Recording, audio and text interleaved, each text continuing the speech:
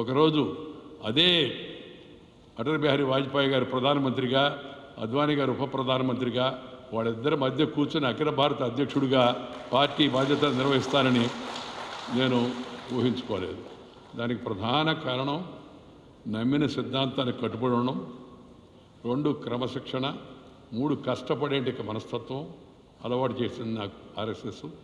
ఆ తర్వాత సమాజాన్ని గురించి చింత విషయాలు తెలుసుకోవడం వల్ల అలా వరుసగా అన్ని అవకాశాలు వచ్చాయి నాకు. నేను ఎప్పుడు ఏ రాజకీయ నాయకుడికి కూడా కాళ్ళకి దండం పెట్టలేదు. మా తాత చెప్పాడు, ఎవరికి పెట్టకూడదురా అని.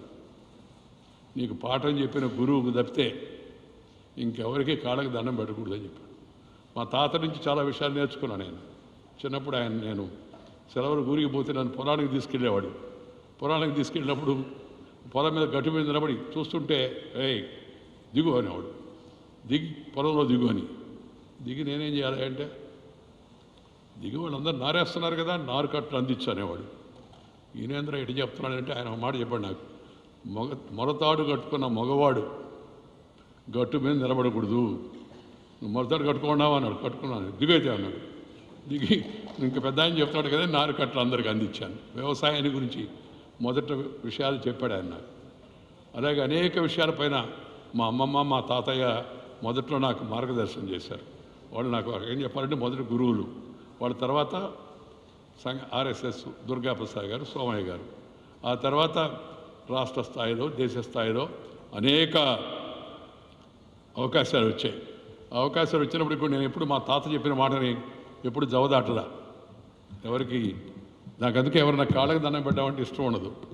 ఎవరైనా పెడుతున్నప్పుడు దయచేసి వద్దయ్యా, నమస్కారం మన సంస్కారం, నమస్కారం పెట్టండి చాలు అని చెప్తూ ఉంటాను. ఈ ప్రజా జీవనంలో ఈ మధ్యకాలంలో గౌరవం కన్నా అవసరాన్ని బట్టి చాలామంది రాజకీయాల్లో మనం చూస్తున్నాం ఎలా జరుగుతుందని చెప్పని. ఇది మూడవది, నేను అసెంబ్లీకి ఎన్నికైన తర్వాత లైబ్రరీలోకి వెళ్ళి, ఇంతకుముందు 1952లో పిల్లలమర్రి వెంకటేశ్వర గారు ఉండేవాడు, ప్రతిపక్ష నాయకుడు. ఆయన ఏం మాట్లాడాడు, ఆ తర్వాత సుందరయ్య గారు ఏం మాట్లాడాడు, పార్లమెంట్లో కిరణ్ ముఖర్జీ ఏం మాట్లాడాడు, వాజ్పేయి గారు ఏం మాట్లాడారు, నాజ్పాయ్ గారు ఏం మాట్లాడాడు, ఇవన్నీ లైబ్రరీకి వెళ్ళి చదువుకునేవాడిని. తెనేటి విశ్వనాథం గారితో నాకు చిన్నప్పుడే విశాఖపట్నం స్టూడెంట్ కాబట్టి నాకు హరిబాబు గారికి పరిచయం అయింది. జయాంధ్ర ఉద్యమం ఆయన మమ్మల్ని వెంట పెట్టుకుని రాష్ట్రం అంతా తిప్పాడు. ఆయన సాంగత్యం వల్ల కూడా అనేక విషయాలు నాకు బోధపడ్డాయి. అలా నేర్చుకొని అంచెలంచెలుగా పెద్దలు చెప్పిన విషయాలు వాటిని తెలుసుకొని, ఆ తర్వాత ఇప్పుడు చాలామంది చెప్తున్నారు వెంకయ్యనాయుడు గారు పెద్ద వక్త, మంచి ఉపన్యాసకుడు, ఇవన్నీ కూడా నేను సీనియర్స్ అంతకు ముందున్నట్టు తరం వాళ్ళ నాయకుల యొక్క జీవితాల గురించి చదివి, వాళ్ళు మాట్లాడిన విషయాలను గుర్తించి, ఆ తర్వాత తెలుగు భాష మీద నాకు మొదటి నుంచి ఆసక్తి. మా మాస్టర్ ఒక ఆయన పోరూరు హనుమజ్జానకిరామ శర్మ అని, ఆయన తెలుగులో టీచర్గా ఉన్నాడు మాకు. సరే తెలుగులో ఆయన చెప్పాడు, తెలుగు మనం తెలుగు కూడా ఉన్నాయన తెలుగులోనే మాట్లాడాలా, తెలుగు భాషలో ప్రావీణ్యం సంపాదించుకుంటే తర్వాత మిగతా వాటిలో వస్తుందని ఆ మాట విన్నాను. అందుకని నాకు తెలుగులో మాడడం అలవాటైంది. హిందీ నేర్చుకోవడం నేను మొదట్లో, నేను మన ఆంధ్రప్రదేశ్ యువకులందరికీ చెప్తున్నా, చాలామంది తెలవక హిందీని వ్యతిరేకిస్తూ ఉంటారు.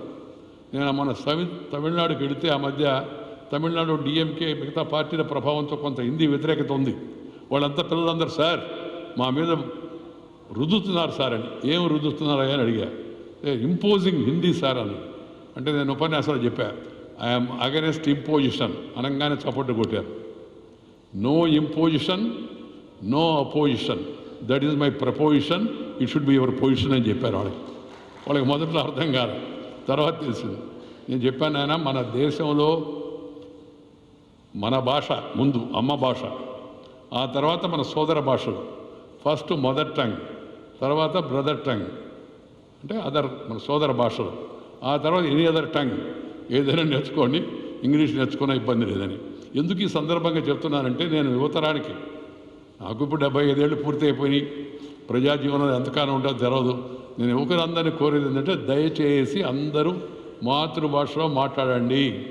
ప్రభుత్వాలు కూడా మాతృభాషలో చదివే అవకాశం కల్పించాలి ప్రాథమికంగా. ఆ తర్వాత ఇంగ్లీష్ నేర్చుకోవచ్చు. హిందీ గురించి కూడా ఎందుకు చెప్పానండి, ఇందాక నేను చిన్నప్పుడు హిందీ వ్యతిరేక ఆందోళన పాల్గొన్నవాళ్ళం. ఢిల్లీకి వెళితే అప్పుడు తెలిసింది హిందీ కే బినా హిందుస్థాన్ మే ఆగే బడ్నా సంభవం నహీ.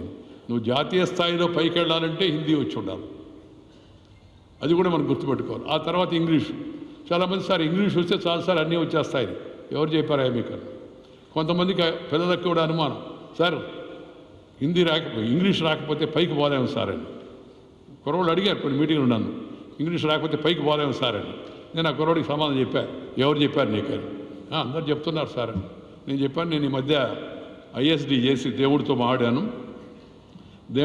ఆయన అడిగానయ్యా, నీ దగ్గర రావాలంటే పైకి రావాలంటే ఏమన్నా ఇంగ్లీష్ మీడియంలో చదువుకొని ఉండాలంటే ఆయన అదేం లేదు, ఎక్స్పైరీ డేట్ అయిపోతే ఎవరికైనా సరే డైరెక్ట్గా ఇక్కడికి వచ్చే అవకాశం ఉంటుందని చెప్పాడు. అంటే ఆ కుర్రోడు, సార్ మీరు సరదాగా చెప్తున్నారు, నేను అడిగింది అది కాదు సార్, పైకి పోవాలని. ఇప్పుడు ఆ కుర్రోడికి చెప్పాను, మళ్ళీ కూడా చెప్తున్నా, ప్రతి మీటింగ్లో చెప్తున్న విషయం అందరికీ ఏంటంటే, ఈ దేశ రాష్ట్రపతి ఇంగ్లీషు చదువుకోరా, మాతృభాష చదువుకుంది ఇప్పుడున్న ఆమె. అంతకుముందు నా రామ్నాథ్ కోవింద్ గారు కూడా మాతృభాష చదువుకున్నాడు. ఈ దేశ ఉపరాష్ట్రపతిగా ఎన్నికైన నేను మాతృభాషలో చదువుకున్న, తెలుగు మీడియంలో. నేను అక్కడికి వాడి దాకా చేరుకున్నా కదా, రాష్ట్రపతి ఉపరాష్ట్రపతి. ఈ దేశంలో అత్యంత శక్తి సంపన్నుడని ప్రపంచం అంతా గుర్తించాడంటే నరేంద్ర మోడీ గారు కాన్వెంట్ మొహం కూడా చూడాలి ఆయన. ప్రపంచంలోనే ప్రపంచంలో మనం చూసే ర్యాంకింగ్, అమెరికాలో ఒక ఏజెన్సీ ర్యాంకింగ్ కండక్ట్ చేస్తే 68% Indian prime minister Narendra Modi, 32% Trump America అధ్యక్షుడు. చాలా పవర్ఫుల్ దేశం. అంతటి పేరు ప్రఖ్యాతులు వచ్చిన ఆయన ఎప్పుడు కాన్వెంట్కి వెళ్ళా. మన దేశంలో సుప్రీంకోర్టు ప్రధాన న్యాయమూర్తిగా పనిచేసిన మన తెలుగువాడు జస్టిస్ నూతలపాటి రమణ గారు, ఆయన ఆ మధ్య చెప్పాడు, నేను మాతృభాషలో చదువుకున్నాను, అయినా ఇక్కడి దాకా చేరుకున్నాను. సో రాష్ట్రపతి, ఉపరాష్ట్రపతి, ప్రధానమంత్రి, ప్రధాన న్యాయమూర్తి, ఈ పదవులన్నింటికి వెళ్ళినప్పుడు మనం ఇంగ్లీష్ రాకపోతే పైకి పోలేమనే అభిప్రాయం తప్పు. అయితే ఇంగ్లీష్ నేర్చుకోకూడదా? నేర్చుకోవాలి. ముందు మాతృభాష, మొదట అమ్మ భాష, ఆ తర్వాత సోదర భాష, ఆ తర్వాత పరాయి భాష. దీన్ని అందరూ దయచేసి ఆ విధానంగా పిల్లల్ని తీర్చిదిద్దాలా. మనకు వచ్చిన జబ్బు అంతా ఏంటంటే, సమాజంలో మన పెద్దోళ్ళు కూడా కొందరు ఉన్నారు ఇక్కడ, సోదరిమణులు, తల్లులు, సగం జబ్బు కారణం పిల్లలు. ఒకటేమో ఇంగ్లీష్ వాళ్ళు పోతా మన మీద రుద్దిపోయారు, వాళ్ళ విద్యా విధానం, వాళ్ళ మీడియం ఆఫ్ ఇన్స్ట్రక్షన్. రెండవది, మనదంతా తక్కువ, వాళ్ళదంతా గొప్పని మన విద్యా విధానంలో అడ్డు పెట్టారు. ఆ తర్వాత కొంతమంది అసలు తెలుగునే తీసేశారు, మొత్తం ఇంగ్లీష్ మీడియం పెట్టారు. నేను ఎవరో ఏందని రాజకీయాన్ని మాట్లాడిన అనుకోండి, రాజకీయాలు లేను కాబట్టి నాకు దానిపైన ఆసక్తి కూడా లేదు. కానీ తెలుగు భాష నేర్చుకోవాలి. తెలుగు భాష అమ్మ భాష, కంటి చూపు లాంటిది. ఇంగ్లీష్ భాష కళ్ళద్దాలు లాంటిది. కంటి చూపు ఉంటే కళ్ళద్దాలు పనిచేస్తాయి. నీ కంటి చూపే లేదనుకోండి, నువ్వు రెబాన్ గ్లాస్ పెట్టుకున్నా జుబాన్ నుంచి ఏమీ బయటకు రాదు. ఈ విషయాన్ని గుర్తుపెట్టుకోవాలా. ప్రతి ఒక్కడు కన్న తల్లిని, జన్మభూమిని, మాతృభాషను, మాతృదేశాన్ని, పాఠం చెప్పిన గురువును, చదువుకున్న విద్యా సంస్థను మర్చిపోయిన వాడు మానవుడే కాదు అనే విషయాన్ని అందరూ గమనించాల్సిన అవసరం ఎంత ఉంది. తల్లిదండ్రులు కూడా పిల్లలతో, నానా నువ్వు మమ్మీ అను, డాడీ అను ఈ అలవాటు చేయకూడదు. అమ్మా అంటే అంతరాళ నుంచి వస్తుంది, మమ్మీ అంటే మూతిలో నుంచి వస్తుంది. రాత్రికి కావాలంటే ఇంట్లో ఒకసారి తలుపేసుకొని ట్రై చూడండి, అమ్మ అంటే ఎలా ఉంటుంది, మమ్మీ అంటే ఎలా ఉంటుందని. ఈ విషయం నేను ఇక్కడే కాదు, దేశంలో ఏ రాష్ట్రానికి వెళ్ళినా అనేక సంవత్సరాలుగా చెప్తూ ఉన్నాను. ఎందుకంటే బాగా నాటుకోవాలి అందరికని. ఈ మమ్మీ, డాడీ, బీడీ, జాడీ, కేడీ ఈ కల్చర్ మనకెందుకు? మనం అమ్మ, మన తాతయ్య, అమ్మమ్మ, నానమ్మ, అక్క, బావ, మరదల అని పిలుచుకుంటే ఎంత సంతోషంగా ఉంటుంది, ఎంత గౌరవంగా ఉంటుంది. కానీ అలవాటే.